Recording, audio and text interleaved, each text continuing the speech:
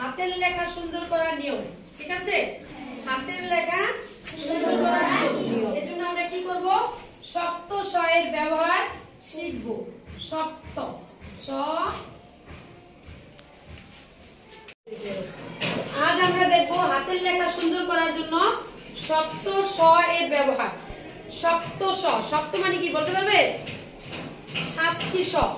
কয়টি? 7টি স। 5টি আর 2টি, 7টি, তাই না? শক্ত স এর ব্যবহার আমরা শিখে কিভাবে হাতের লেখা সুন্দর করা যায় আমরা সবাই একটু দেখবো, ঠিক আছে? আচ্ছা, সপ্তশ সম্পর্কে জানলাম, তাই না? আমরা একটু দেখে নেই সপ্তশগুলো কিভাবে লিখতে হবে, আমাদের হাতের লেখা কিভাবে সুন্দর করা যায়।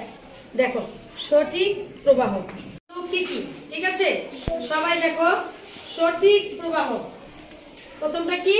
সঠিক প্রবাহ। তারপর দ্বিতীয় নম্বর আছে সঠিক আকৃতি। আকৃতি। তৃতীয়তে সমান্তর। সমান্তর। 4 নম্বর আছে সমান্তরাল। সমান্তরাল। আমাদের 5 নঙে আছে সমপদ। সমপদ। 6 নং আছে সমশি। আর 7 নং আছে সঠিক মাত্রা।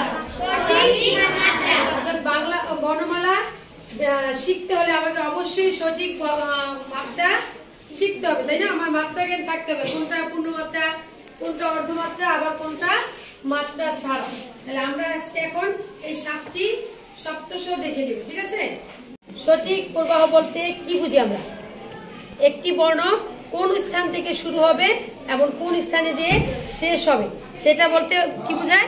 সঠিক প্রবাহ। অর্থাৎ বর্ণটি লেখার সময় কোন স্থানে শুরু হবে এবং কোন স্থানে শেষ হবে। এই যে যেমন আমি এখানে কি লিখেছি বলতো? অ, স্বরে অ। এটা কি? রস্বই।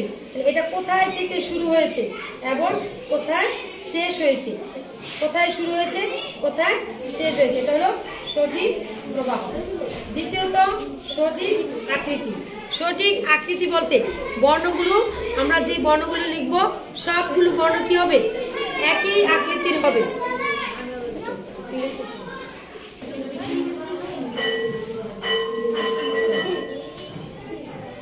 সমান্তর। এরপর হবে সমান্তর।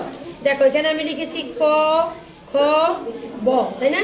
প্রতিটি বর্ণের মাঝখানে সমান দূরত্ব হবে, অর্থাৎ এখানে অনেক বেশি হবে না, আবার এখানে কম হবে না। আমি যে বর্ণগুলো লিখব এই মাঝখানের দূরত্বটা কি হবে? সমান হবে। এটার নাম কি? সমান্তর। চতুর্থত সমান্তরাল। সমান্তরাল বলতে কি? প্রতিটি বর্ণের মাঝখানে সমান্তরাল প্রতিটি বর্ণের আনুভূমিক। আনুভূমিক, এই লম্বা যেটা এটা বলে আনুভূমিক, এবং উলম্বিক। উলম্বিক লেখাগুলো অবশ্যই কি হবে? সমান্তরাল। এই যে আনুভূমিক লেখাটি এবং এই যে উলম্বিক লেখাগুলো অবশ্যই কি হবে? সমান্তরাল হবে। এরপর দেখো আমরা সমান্তরাল শিখলাম, এখন আমরা একটু দেখব সমপদ। সমপদ কি? এই যে বর্ণের নিচের পদগুলো সব কি হবে? সমান হবে। প্রতিটি বর্ণের নিচের পদগুলো সমান হবে। এরপর আছে সমশীর। সমশীর প্রতিটি বর্ণের উপরের অংশ, প্রতিটি বর্ণের উপরের অংশ কি হবে? সমান। দেখো ক, খ, গ, এই প্রতিটি বর্ণের উপরের অংশ কি হবে? সমান। এটাকে বলে কি? সমশীর। এরপর সপ্তম যেটা 7 নং, সেটা আছে সঠিক মাত্রা।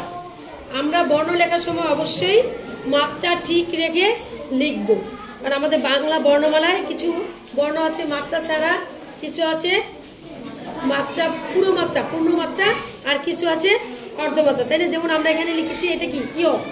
ইয়টা কি? মাত্রাহীন, তার মানে এটার মধ্যে মাত্রা নেই। আবার দেখো এখানে আছে প, প অর্ধমাত্রা। ঢ, ঢটা কি? পূর্ণ মাত্রা, অর্থাৎ এটার উপরে পূর্ণ মাত্রা আছে। তাহলে আমরা এই নিয়মগুলো যদি অনুসরণ করি তাহলে অবশ্যই আমাদের হাতে লেখা কি হবে?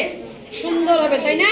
তাহলে আমরা কি সবাই এখন থেকে পারবো এই নিয়ম অনুসরণ করে লিখতে?